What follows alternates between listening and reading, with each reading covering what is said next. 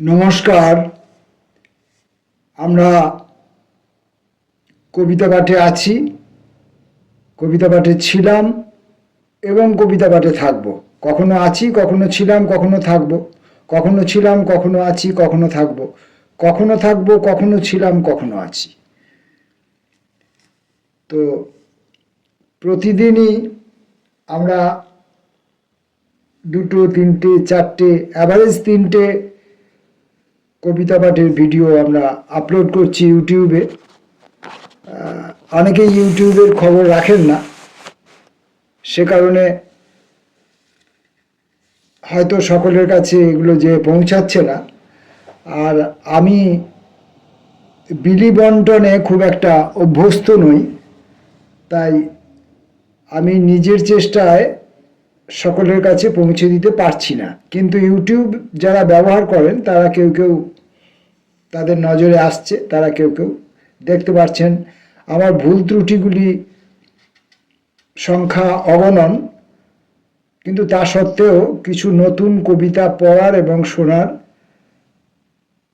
অবকাশ পাচ্ছি বা হচ্ছে। আজকে এই ভিডিওতে আমি একটি বই থেকে কবিতা পড়ব। বইটির নাম জীবন যেরকম ছিল। জীবন যেরকম ছিল, এই বইটি প্রকাশ সাল 2024, কলকাতা বইমেলা। এর প্রচ্ছদ করেছেন দয়াময় বন্দ্যোপাধ্যায়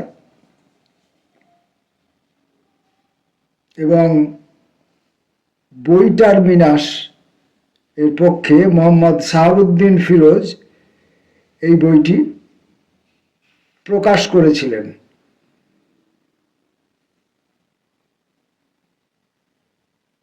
বইটি উৎসর্গ করা আছে ডোপামিন ও অক্সিটোসিন এই দুই বন্ধুকে।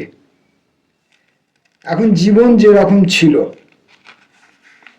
জীবন যেরকম ছিল যদি আমরা যদি বলতে শুরু করি, তাহলে ছিল মানে এখন আর জীবন নেই। অর্থাৎ ইমিডিয়েট যে ঘটনাটা ঘটলো সেটা মৃত্যু।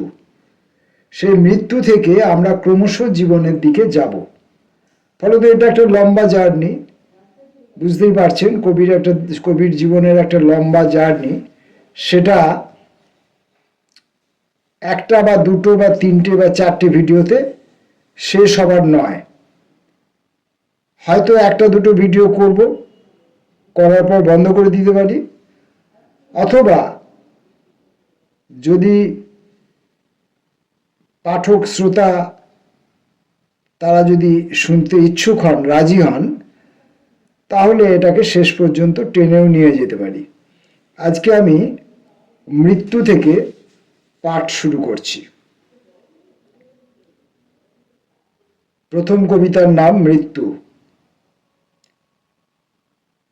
এখন আমার সঙ্গে যেটা ঘটল, ডাক্তারি পরিভাষায় বলে সোমাটিক মৃত্যু। এখনো আমার মস্তিষ্কের কোষগুলো বেঁচে আছে। যদি জবানবন্দি নিতে পারো, এখনো কিছু সত্য খুঁজে পাবে, যা এতদিনের সত্য সমূহের চেয়ে একটু বেশি। ভর ও ভারহীনের রাজত্বে ঢুকে পড়েছি আমি। নিজের ভেতর থেকে নিজেকে বার করে নিয়েছি। পড়ে আছে আমার খোসা। খোলস ছাড়ার ব্যথা কিছু অনুভূত হবেই, কিন্তু আমি স্পষ্ট টের পাচ্ছি আমার ভেতরের হাজারো সাপ আমাকে ছেড়ে পালিয়ে যাচ্ছে। সাপেরা চলে গেলে আমি অভিশাপ মুক্ত। কারণ অকারণ যাই হোক, কেউ আর আমাকে বিব্রত করে না বাড়ির কথা বলে। সব দরজা বন্ধ করেছি কিনা, তালা চাবি দিয়েছি কিনা, ভেতর বার, এখন কেউ আমাকে জিজ্ঞাসা করবে না দূরে ওই বাড়ির ছাদে শীতের রোদে কে মেলে বসেছে তার চুল। কারণ এখন আমি আর অন্য কোনো তুমির জন্য কাঁদি না। সব কান্না আমি উইল করে দিয়েছি এই তোমার নামে। এখন আমার এই আমিহীন শরীর খুব ঠান্ডা, কিন্তু সরীসৃপ নই। তাহলে মৃত্যু ঘটল। আমাদের জীবন যেরকম ছিল, এই যে জীবনের যে লম্বা জার্নি, তার শেষ ঘটনাটা হলো মৃত্যু। এখন মৃত্যুর আগে কি ঘটে সেটা দেখা যাক।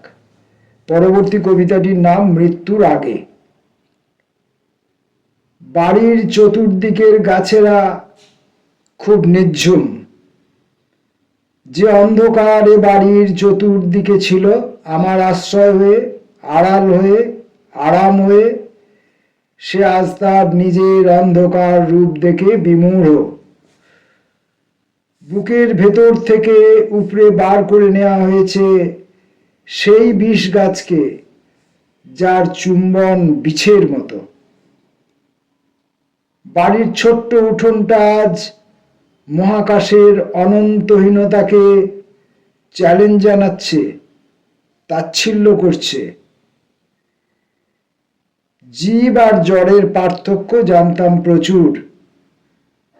জীবনকে দিয়েছি প্রাপ্যের অধিক ভালোবাসা, জড়কে নিষ্প্রাণ বলে উপেক্ষা করেছি প্রতিদিন। এখন আমি নিজেই জড়, নিজেই জীব। জীবন আর মৃত্যুর অদৃশ্য পরিমাণ ফারাক এখন আর দুস্তর নেই।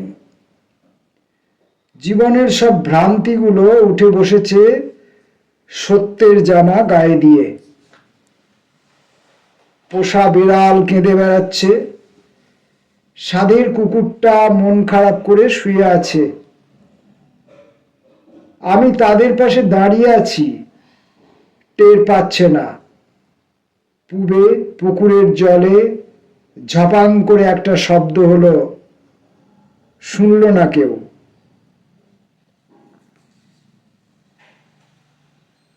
মৃত্যুর আগে এবংবিধ ঘটনা ঘটেছিল, আরো অনেক এবংবিধ ঘটনা আরো অনেকের জীবনে হয়তো ঘটে।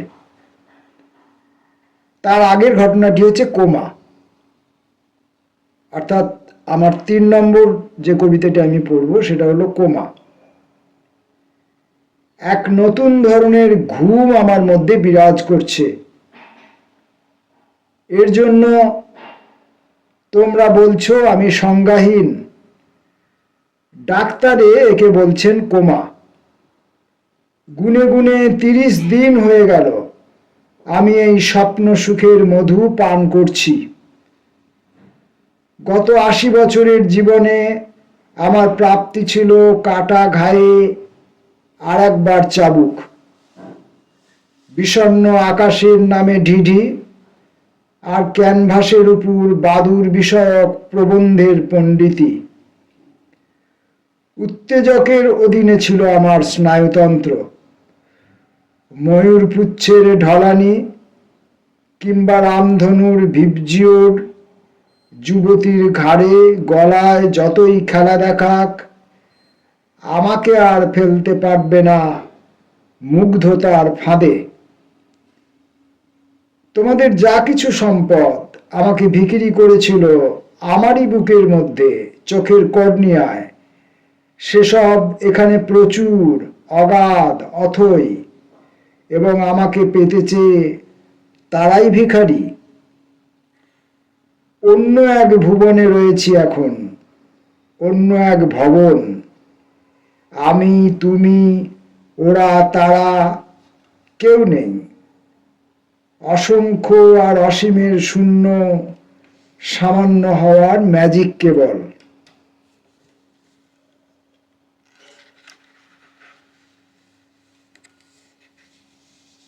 কোমাতে যাবার আগে হয়তো আমাদের যে চেতন অবচেতন দুটো স্তর থাকে। যখন আমি কোমায় গেলাম তখন তো আমি অচেতন হয়ে পড়লাম। তার আগে চেতন এবং অবচেতনের যে আরো দুটো স্তর আছে, সেই অচেতনের চেতন, অচেতনের চেতনকেই আমরা কবি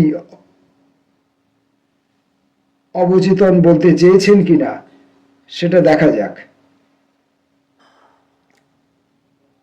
রাত্রে ঘুমের মধ্যে ছিলাম, ঘুম আমাকে ছেড়ে ঘুরতে গিয়েছিল কোথাও। প্রচুর জল ছুটে আসছিল আমার বুকে, কে যেন তাদের আটকে রেখেছিল এতদিন। পৃথিবীর সব জল আজ মুক্ত, আমাকে ভালোবাসবার জন্য পাগল। জলের সঙ্গে আমি অভেদ হয়ে আছি, আমিও জল, এবার ভাসিয়ে দেব পাথর সন্ন্যাস। দরজায় লোহার কড়াগুলো বরফের মতো গলে পড়ছে। লোহার গায়ে লোহা লাগিয়ে যারা তস্করের থেকে নিশ্চিত ছিল, তাদের সমস্ত প্রাসাদ উন্মুক্ত হয়ে পড়ছে। আমি দেখছি, তারা দেখতে পাচ্ছে না। ঘুম বুঝি তাদের কাছেই গেছে ভালোবাসার মায়া রূপে। আকাশের নক্ষত্ররা এসেছে দল বেঁধে, তারা আমার দেখা পেতে চায়, কথা বলতে চায়। কেউ কেউ তো আমার কাছে আলো চাইতেও এসেছে। আমি তাদের কাউকে বিমুখ করব না, আমাকে পাওয়ার তৃপ্তিতে ওরা উজ্জ্বলতর ক্রমশ।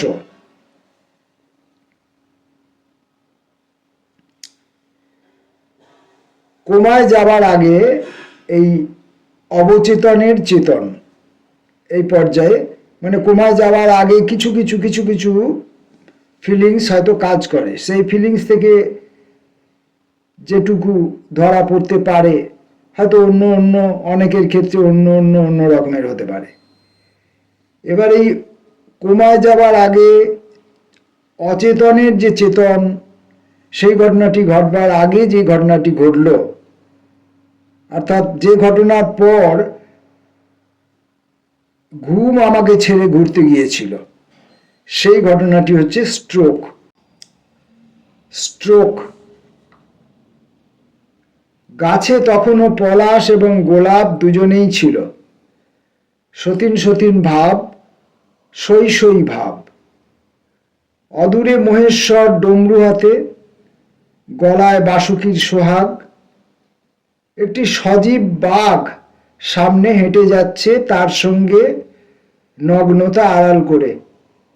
যত হাঁটছে রাস্তা তত দীর্ঘ হচ্ছে। ক্লান্তি এসে সাহস দেখায় চ্যালেঞ্জের। জটা ভারী হয়ে আসে, চাঁদের জ্যোৎস্না অসহ। সম্পূর্ণ অচেনা এক মহেশ্বরের উপস্থিতি টের পায় দেবাদিদেব। হাঁটতে হাঁটতে লক্ষ্য করে হাঁটা পথ ছোট হয়ে আসছে ক্রমশ, দুদিকে টান ছেড়ে দেওয়া ইলাস্টিকের মতো। ছোট হতে হতে সেটা তার পায়ের তালুতে ঢুকে গেল। ব্ল্যাক হোল যেভাবে সব গিলে নেয় বলে শুনেছে সে, তবে কি তারই পায়ের নিচে সেই কালো তিল? অচৈতন্য মহাদেব পড়ে থাকে রাস্তায়। ত্রস্ত পদে আসা একটি অ্যাম্বুলেন্স থেকে নেমে আসে স্ট্রেচার, তুলে নেয়। সাইরেন বাজিয়ে ছোটে হসপিটাল। স্টেতোবাদী ডাক্তারেরা তাকে পরীক্ষা করে বলেন স্ট্রোক।